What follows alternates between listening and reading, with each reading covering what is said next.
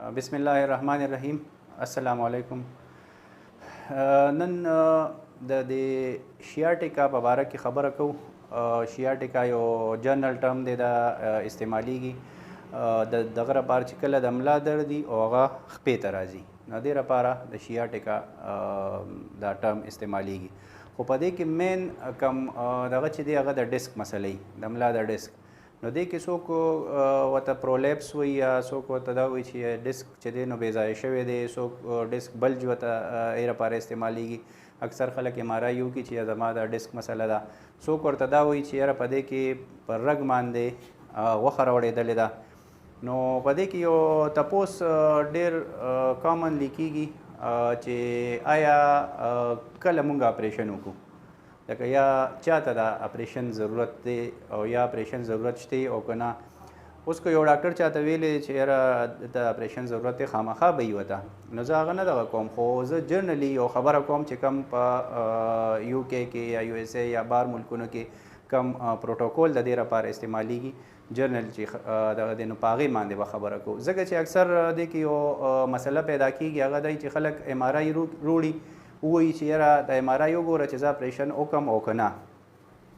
نو زه د دې پوهولو کوشش کوم چې د اپریشن د MRI خو څوک نه کوي، اپریشن خو د مریض کېږي، نو هغې لپاره د مریض کتل ضروري دي. نو زه دا نن تاسو ته وایم چې په دې کې مونږ کم کم څیزونه ګورو چې په هغې باندې بیا ډیسایډ کېږي چې اپریشن پکار دی دله د ډیسک او که نه.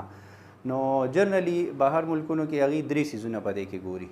3 څیزونو کې یو ته وایي SLR چې هغې ته مونږ سټریټ لیګ ریز وایو، چې دا خپل مونږ داسې نیغه اوچته کړو. تاسو ته اوس زه ښیم، دا یو پیشنټ دی، دته مسله ده په خپه کې ملا درد دی او خپې ته راځي.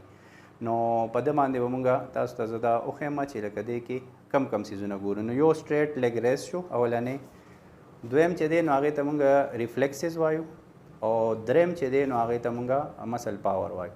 دا 3 څیزونه مونږ وګورو. نو که فرض کړو د چا په دې 3 واړو کې فرق وي او ورسره MRI کې هم هغه شان چینجز وي، نو بیا د پروتوکول دا دی چې لکه دې کس ته د اپریشن ضرورت دی.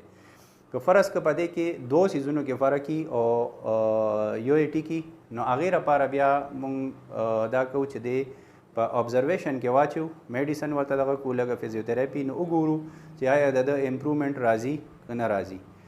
او که فرض که د یو کس صرف په یو کې فرق دی په دې 3 واړو کې، نو په هغې کې بیا دا ده چې هغې کې به زیات کنزرویټیو لکه میډیسن او فزیوتراپي یا ټریکشن وغیره چې کوم څیزونه وي نو هغه شان ټریټمنټ کېږي. خو نن زه ډېر ډیټیل کې نه ځم، خو صرف دا 3 څیزونه تاسو ته ښیم. نو اولنی ما تاسو ته ووایي چې سټریټ لیګ ریز SLR چې ورته مونږ وایو. نو سټریټ لیګ ریز دا وي دا خپه ښه په ارام پرېږده، دا به زه بره اوچتوم چې کله تا ته درد کېږي نو ما ته ووایه داسې مونږ وچو. اوس دته دې ځای کې درد شروع شو، نو دا د SLR چې دی نو هسې پکار دا ده چې لکه دا پوره 90 ډګري پورې لاړ شي، او دا پوره 90 پورې لا نړه، نو دې کې د فرق دی. دویم لکه دا مونږ وګورو ده، نو دته کې دته مسله نشته او دا پوره 90 پورې ورسېده. نو فرق د رایټ سایډ ته دی، نو رایټ سایډ کې SLR کې فرق شته دی. خو اوس به مونږ د دویم ریفلیکسز ګورو. ریفلیکسز دا وي چې هغې کې مونږ نی ریفلیکس ورته وایو، دا خپله په ارام مړه پرېږده، ریفلیکس یې پازیټیو دی. دې سره سره مونږ د انکل ریفلیکس د چیک کوو.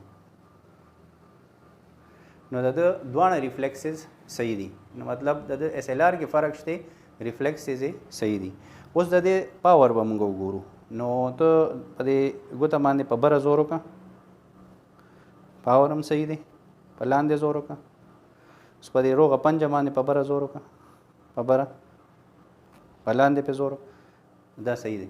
نو د په اوس په 3 چې کوم ما تاسو ته پوینټس یاد کړ، نو په هغې کې په یو کې فرق دی. لکه سټریټ لیګ ریز یې پوره خپه اوچتولی نه شي، خو د چې کوم ریفلیکسز دي هغه نارمل دي، دغه شان مسل پاور چې دی نارمل دی. نو داسې پیشنټ کې مونږ به لکه دې په میډیسن باندې اچو، فزیوتراپي به ورته کوو، بیا به ابزرو کوو، بل طرف ته به ګورو لکه چې دته امپرومنټ راځي یا فرض کو زیاتیږي، هغه شان به دې مخکې بیا ډیسایډ کوو. خو لکه دا درې سیزونه دي چې دا وکتی شي نو په دې په بیس باندې بیا ډیسایډ کیږي چې آیا دته اپریشن ضرورت دی که نه. نو یوازې تاسو د دې پوهولو لپاره چې لکه ډسک چا مسلې نو په هغې کې د ایم آر آی اپریشن نه کیږي او نه په ایم آر آی باندې موږ ته داسې اندازه لګي چې آیا دته پکار دی. یو کس په ایم آر آی کې به ډېر فرق وي خو هغه ته به دا درې واړه مسلې چې هغې کې به د درې واړو دغه کې به دا ایگزامینیشن به د هغه نارملي. نو په دې کې بیا چونکې هغه ته هېڅ ضرورت نشته دی نو د دې لپاره زیاته ضروري دا ده چې مریض په خپله وکتي شي او د هغه چیک اپ وکړي شي نو هله بیا سړی ډیسایډ کولی شي چې دته د اپریشن ضرورت شته او که نه. تھینک یو ویری مچ.